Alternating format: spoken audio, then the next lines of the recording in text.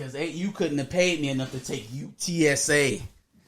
UTSA, over fucking Illinois. Say their whole name. It's University of Texas San Antonio. Okay.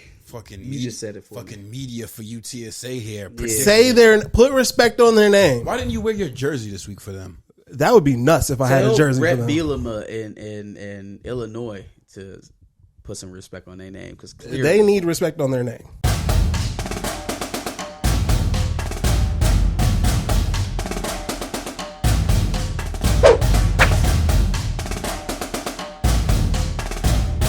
Michigan State versus Northwestern, right? Yeah. Didn't expect that at all. Completely surprised by that. And I don't know if I'm more surprised at Mel Tucker's Spartans playing that well or if I'm more surprised at Patrick Fitzgerald's Cats not looking that everything that I said that they were last year, last week, disciplined and playing tough and gritty, not beating themselves. I think they threw 4 interceptions. Michigan State's running back had 250 yards, 3 touchdowns, I think. So, not expecting that from a Pat Fitzgerald coached team. So that's another one of those notches. I looked at the landscape of the Big Ten this weekend and just even beyond Michigan's game, I'm just like, some of these teams, because there are a lot of Michigan guys or a lot of Michigan personalities that picked us to go 5-7 or 6-6. And I'm like, where are these 7-6 losses that you aren't counting? They're counting Nebraska. They're counting Northwestern. Mm-hmm.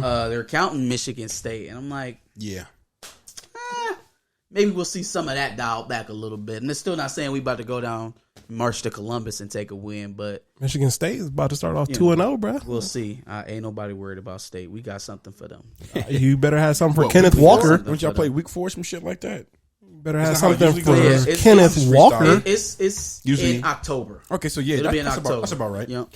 So OSU, Minnesota, 45-31. 45-31. Yeah. Were you worried at all during that game? No. I expected CJ Stroud to have struggles. He was playing in Minnesota. It was raining. It was his first fucking game. I expected that to happen. I expected struggles to happen. Am I not allowed to see struggles happen? No, you are. I'm more mad about the fact that Buckeye fans were so quick to turn on him immediately. That's the reason why people don't like Buckeye fans. That's why I asked, because I try to keep up with the game, but mostly when this happens, I just read the timeline and I'm like, damn. No, he did make some. He looked like shit. Yeah, he did make clear mistakes in the beginning, and that's CJ Stroud isn't really the story of this offense to me. Mm-hmm.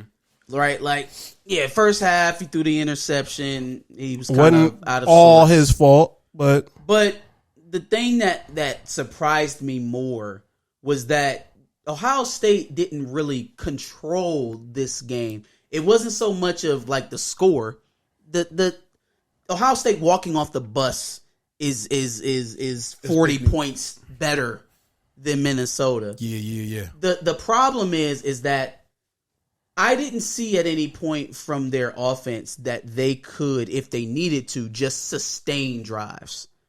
They were very dependent, which was a little surprising, on the big play. Right? You'll see them get into 3rd and long and then hit one to Travion Henderson, which, whoa. Hey, listen. I ain't never been to Ohio State stand for players. That boy nice. He's nice, but so is Mayan Williams. The hell with Mayan Williams. What? The 76-yard run for the touchdown? Listen to me. Stop Minnesota can't tackle. They have showed you for 2 straight years that they can't tackle. They struggled tackling last year. They struggled again this year. They can't tackle. I don't know if that's a reflection on Fleck or the defensive coordinator or whatever, but they can't tackle. All right? It just is what it is. Do that against Oregon, I'll say something different about Myron Williams. Right now, Oregon just had a fucking problem with Fresno State. Right now, Fresno State's better than Minnesota. Fresno State's better than Minnesota. I would just like to see in this week, in their matchup versus Oregon, whether or not they're still so dependent on needing 50-yard plays to get them out of holes. Because that's the way it looked versus Minnesota. If you telling me that was because CJ Stroud is a rookie and that was his first game, then prove it to me versus Oregon. Right now, they're shaky on defense. That's true. And they there's a question mark on whether or not they will be able to sustain drives versus elite defenses, because Minnesota is anything but elite on defense. That's all I'm saying. Penn State, Wisconsin, 16-10. Another one that was a great game. Yeah, another one I didn't. That was a great game. You know what the problem is Wisconsin struggled to capitalize in the red zone. They looked terrified in the red zone for whatever reason. They had like 2 or 3 fumbles in the red zone. I'm trying to figure out what the fuck happened to Graham Mertz. That's what happened to Graham? him. Like, man, y'all was trying to tell me Graham he Mertz fumbled was on handoffs twice in the red zone. Like, you can't do that. I'm trying to figure out. You cannot do that. When people talked about Wisconsin this year, the one thing that they had on name that they had on their lips was Graham Mertz. Mm-hmm. Right? And so, like, this is happening at a few places in the Big Ten right now, mainly Wisconsin and Indiana, where they're expected to take another step because of the guy the signal caller, the guy that's slinging their pigskin. So if Graham Mertz doesn't have the type of year that we expect him to, it could get late very early for Wisconsin. Graham Mertz didn't have as bad of a game as Penix did, but we'll talk about that later, I guess. Yeah. Oof. That was rough. Sean Clifford also overthrew a couple of passes early on in the game, which made me think I don't know. I think he'll do better next week. I'll just say that. But he definitely had some first game jitters as well. Mm-hmm. Maryland and West Virginia, 30-24. To his little brother. Almost every second of this game, and I thought for sure that Maryland was going to find a way to lose it. I just knew that they was going to find a way to lose it. What did we call last week? Did we all say... I said West Virginia. Did we all... I think I might have said West Virginia, too. I feel like I did, too, because last year I was talking shit and they just embarrassed me. Yeah, for you whatever did. Reason. I remember you saying that. So we were unanimous on that one. But and to I his still little brother, don't know though. what to feel about them, because it was anything but impressive. Like, West Virginia made just as many mistakes as Maryland did, so it was just kind of like... That is the same thing as the Penn State-Wisconsin game. Yeah, who makes the last mistake kind of thing.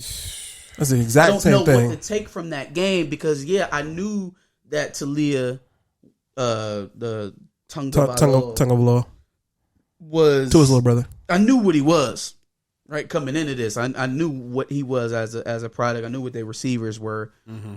But the turnovers, the defensive miscues, special teams for Maryland was atrocious. It was just like, so what does this tell me about this team? I didn't see that game. It sounds like you're describing the Penn State and Wisconsin game, which is nuts. It's exactly what it was. It was just chaos that they happened to come out on top of. So I don't know if they're lucky or if they're good. More to be revealed. Mm-hmm. Michigan versus Western Michigan, 47-14. They did not score over 50 points like you wanted them to. They Close probably enough. should have. There was a drive where Blake Corum had a long kickoff return, and I think we had either a holding or a personal foul penalty that pushed us out, and we ended up getting a field goal instead of a touchdown. So that would have been our 50 ball there. So 47-7, because the second touchdown was a garbage time against the Twos. I'm not really paying attention to it, because they scored that touchdown, the first touchdown in the first quarter, and didn't score again until the fourth. Couple takeaways with Michigan. I liked the inverse of what I said about Ohio State. They weren't dependent on the big play, but they hit it repeatedly. They had like 4 plays that went for over 50 yards. Never seen that in the Harbaugh era of football in Michigan. Never. Have never seen anything that prolific from an offense since Harbaugh has been there. So that's a positive. Yeah, I feel like Cade threw a couple of big passes in that game. 76-yarder to Ronnie. They had a few 70-yard runs. AJ Henning, Roman Wilson had a 50-yard run. The running back room looks terrific. Haskins is a man.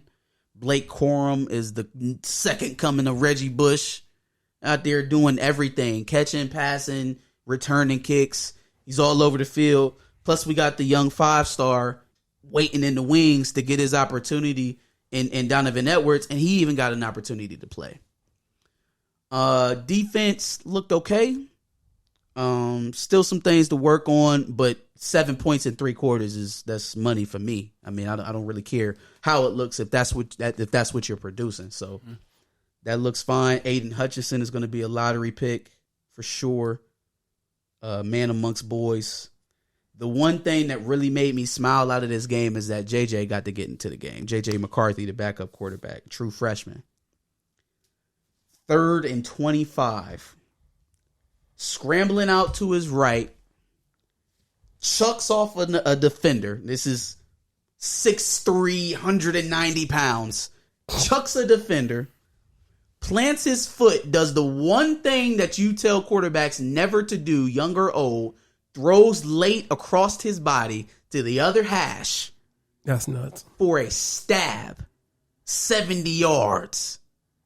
To Dalen Baldwin, the transfer from Jackson State, actually. Man, hey, listen, I don't want to get too hype over him or try to force him into the wings before he's ready. But I am saying I would like to see him at some point this season. I would like to see him play. You know, no disrespect to Cade. He's a good game manager and he doesn't make mistakes. But JJ has something that Cade doesn't. Yeah.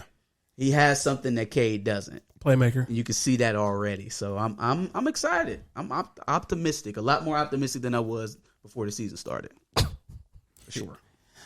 Rutgers and Temple was 61. Hey man. Why did I ever doubt Greg Schiano's Rutgers team? Shut up. Why did I ever doubt Greg Schiano on this Rutgers team, man? Where did Rutgers come from in 61? All right, so I'm going to bring Michigan into Rutgers' review as well. They heard niggas talking shit. If there was one thing that I thought Michigan could have did better is continue to throw the ball. And I don't think there was a better example of that than Rutgers, because Rutgers stomped them early and they kept stomping them until the clock hit 0. And that's what I wanted Michigan to do. They easily could have put up 50, 60 points if they really wanted to. But we get into this 3 yards in a cloud of dust bullshit. And I get it. 343 on the ground is a lot. Yeah. But you're going to get that versus Western, right? Like, they can't stop you. So that doesn't really tell you much about your team. Now, if you go out there and get 343 through the air, that tells me something about Michigan, because I've never seen you do that. Mm-hmm. So I would have likened a little bit more like Rutgers putting it on them for 61. Definitely didn't expect that. I was definitely wrong about Rutgers. Against Temple. Yeah. Against Temple, right. Which has been the giant killer in recent years. Mm-hmm. Indiana and Iowa, they took a L, 36-46. I went into this thinking that Michael Penix was going to actually have a good game, and he did not. He threw 2 pick sixes to the same fucking guy, and then threw another interception after that. What is going on? What is going on? I was watching Bama and Miami at first, and I'm like, well, fuck. Bama's obviously taking this thing. Like, Jesus, Miami. What is going on over And so there? I'm like, all right, well, let me go ahead and switch it to Indiana, Iowa. And I'm being disappointed yet again. Here comes the letdown for Indiana, y'all. The expectations are too high. No, I don't think he's going to have that bad of a game again, but that is still not a good thing. I don't think they finish where everybody thinks they're going to finish. I would agree. A 6-7 win Indiana team. I would agree. Now, this does say a lot for Iowa, though. Their defense looked amazing. Which it usually does. This is I true. mean, you got them in Kinnick Stadium, so I didn't expect you to go out there and throw for 400 yards. I definitely didn't expect you to turn the ball over 3 times. Hey, where y'all going? Where y'all going? Thanks for watching another Back of the Bus Squad episode. Make sure you like, comment, subscribe. Want to check out another episode related to this, go ahead and click that video to the left. And if you want to catch up on some of our other episodes, make sure you click the playlist below.